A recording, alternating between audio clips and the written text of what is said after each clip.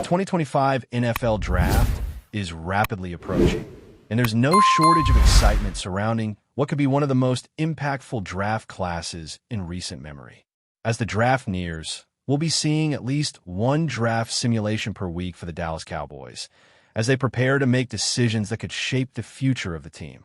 If you're as excited as I am about the 2025 draft, you're definitely going to want to stick around for today's video. We're diving deep into some of the early mock drafts, discussing who might go where in the first round, and taking a look at the potential choices that could be available to the Cowboys. So, let's break down the simulated selections for the first round. We're talking about some serious talent that's expected to be taken off the board early. The first 4 picks went to quarterbacks and players who could immediately make an impact.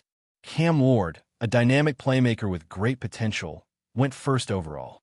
He's got the kind of arm that can make every throw, and his mobility allows him to create plays outside the pocket.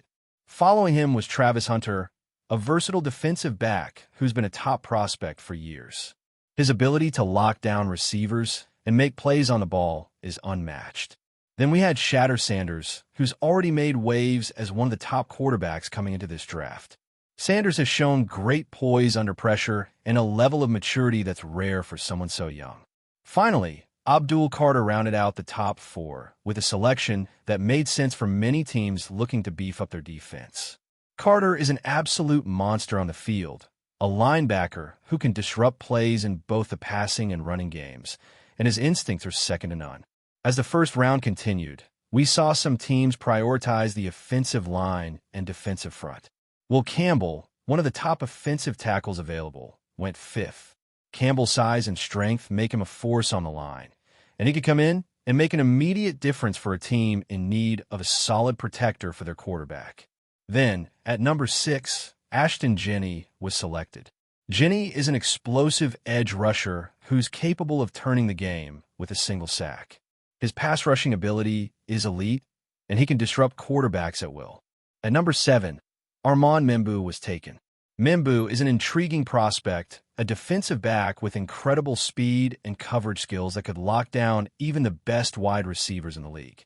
His ability to read the quarterback's eyes and make a play on the ball sets him apart from other defensive backs in this class. Then, we had Mason Graham taken at number 8. Graham is a strong interior lineman who can dominate in the trenches. His ability to control the line of scrimmage and take on double teams makes him a valuable asset to any defensive line. The draft continued with some surprise picks, including T-Mac at number 9 and Jade Barron at number 10. T-Mac is an underrated prospect who might not get as much hype as some of the other top players, but his consistency and high level of play make him a great value at number 9. Jade Barron, a defensive back with great range and ball skills, was another surprise pick at number 10. Then, Tyler Warren rounded out the first round with a selection that caught me off guard. Warren's skill set is solid, but I wasn't expecting him to go that high. Still, his combination of size, athleticism, and work ethic makes him an intriguing prospect for any team looking to build a solid foundation. With these early picks already in the books, the next phase of the draft came into focus with some of the best players still available. Among the top prospects still on the board were Jahad Campbell, Amarian Hampton, and Will Johnson. These players represent the best of the best and are expected to go quickly in the next few picks. Jahad Campbell is a powerful linebacker who can dominate the line of scrimmage and stop the run. His physicality and leadership qualities make him a prime candidate for teams looking to shore up their defense. Amarian Hampton, a talented running back, is another player who could come off the board quickly. He's a dynamic playmaker who has the vision, speed, and agility to be an instant impact player. Will Johnson, a top-tier cornerback, is also available and will surely draw interest from teams in need of shutdown corner. As I continue to break down the draft simulations, I also start to think about the possibility of trades. The Cowboys have an interesting position in this draft, and the idea of moving up or down in the first round has crossed my mind. After all, the team has needs in multiple areas, and with so many top-tier players still on the board, there could be opportunities to make a move that would better suit the team's long-term needs.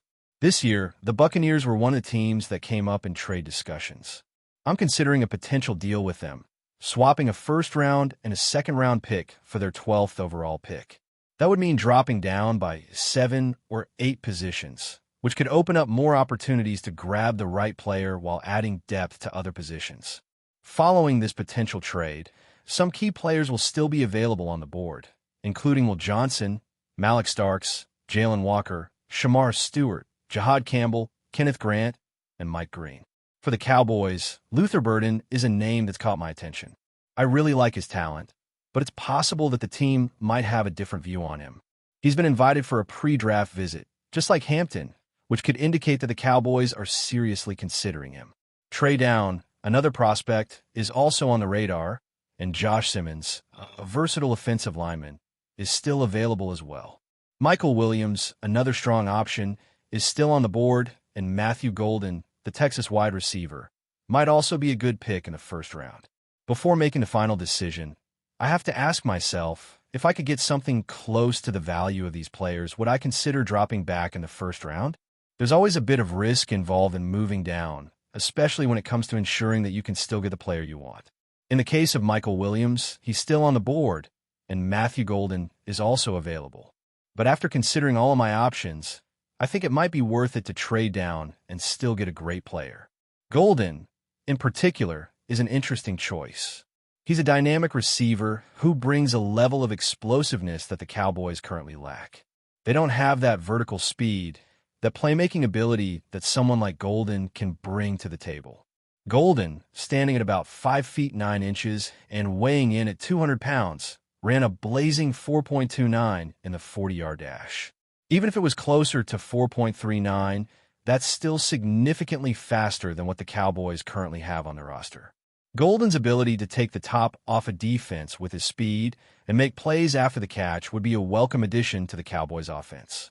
His return abilities and excellent body control in the red zone are other reasons why he'd be a solid pick.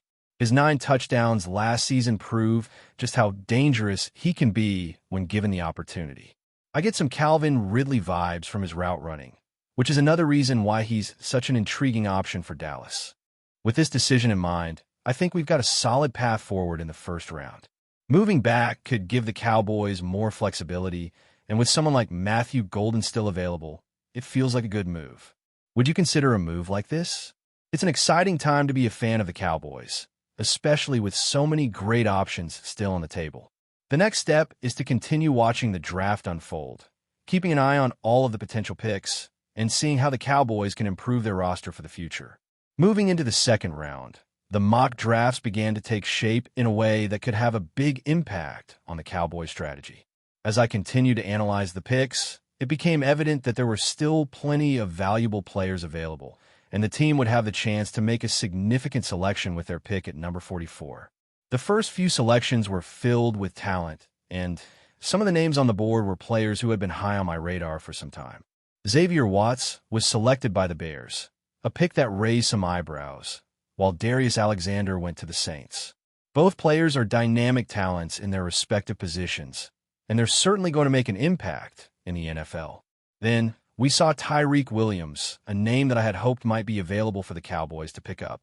Williams could have been the perfect addition to the team's secondary, filling an important need at cornerback. His ability to play physically and cover wide receivers would have been a great asset for the Cowboys, but unfortunately, he was off the board before Dallas could make their selection. That left a few interesting options, and one of the players still available at number 44 was Trey Amos. Trey Amos is a cornerback who has shown incredible potential in his years at the college level. With 3 years at Louisiana, 1 year at Alabama, and another year at Mississippi, he's become a well-rounded defensive back with a lot of upside. What stands out about Trey Amos is his size and coverage ability. At 6 feet 0 inches and 185 pounds, he fits the physical profile that the Cowboys typically look for in a cornerback. He's not the flashiest player on the field, but he's consistent and gets the job done. One of his strengths is his ability to break up passes and make plays on the ball, especially in deep coverage situations. Last season, he recorded 3 interceptions, showing his ability to capitalize on opportunities. While he allowed over 200 yards in coverage, that's not necessarily a huge red flag, given his overall ability to lock down receivers and cover multiple routes. Amos was particularly effective in coverage over 20 yards, with a completion rate under 20%, which speaks to his ability to shut down deep threats. His combination of size, speed, and football IQ makes him a great fit for the Cowboys' defensive scheme. The team has been in need of a reliable cornerback to pair with their current starters, and Amos could be the answer they're looking for. His athleticism is solid, and his coverage skills are exactly what the Cowboys need to help take their defense to the next level. Given that he's still available at number 44, I think he's a great pick for Dallas and could add another layer of depth to their secondary. Moving further into the second round, I took note of a few other prospects who were still available and could be of interest to the Cowboys. Savone Revel, Princely Oman Mellon, and Carson Swessinger are all running backs who could make a strong impact. I've always been a fan of adding depth to the running back position, especially when there are so many talented players available. Running backs like Revel, Oman Mellon, and Swessinger bring a unique blend of power and speed to the table. They could provide much-needed depth for the Cowboys, who have been inconsistent at the position in recent years. In addition to running backs, I noticed that Caleb Johnson and Trayvon Henderson were also still available. Both players are intriguing options and could offer a significant boost to the team. Trayvon Henderson, in particular, stands out as a running back who has the ability to break off long runs and create big plays. Henderson averaged 7.1 yards per carry last season, and his combination of vision, speed, and agility makes him a dangerous weapon on the field. He's a bit undersized at 5 feet 10 inches and 210 pounds, but his explosiveness is undeniable. With his 4.43-second 40-yard dash time, he's capable of turning any play into a game-changing moment. I would love to see him in a Cowboys uniform, adding a spark to their offense and making plays when it matters most. I ultimately went with a cornerback, believing that the Cowboys could find a quality running back in the later rounds. That decision came down to the overall value of adding a player like Trey Amos to the defense. Having a cornerback who can shut down wide receivers and play physical football would be a huge boost to a secondary that's already pretty solid, but still has room for improvement. Amos isn't a flashy player, but his consistency and ability to make plays when needed could make him a great addition to the Cowboys defense. I'm confident that he would fit in well with the team and help them make a push for the postseason. With the next pick, I decided to go for a running back, and Trayvon Henderson seemed like the perfect fit. After addressing the cornerback position, adding Henderson to the backfield gives the Cowboys a versatile weapon who can be a game-changer both on the ground and in the passing game.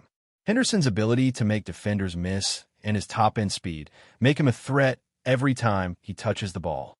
He's the kind of player who can turn a short gain into a long touchdown, and that kind of explosiveness is something the Cowboys could really use. Henderson has proven that he can be a dynamic force on the field, and his production speaks for itself. With 7.1 yards per carry last season, he's proven that he can get the job done when given the opportunity.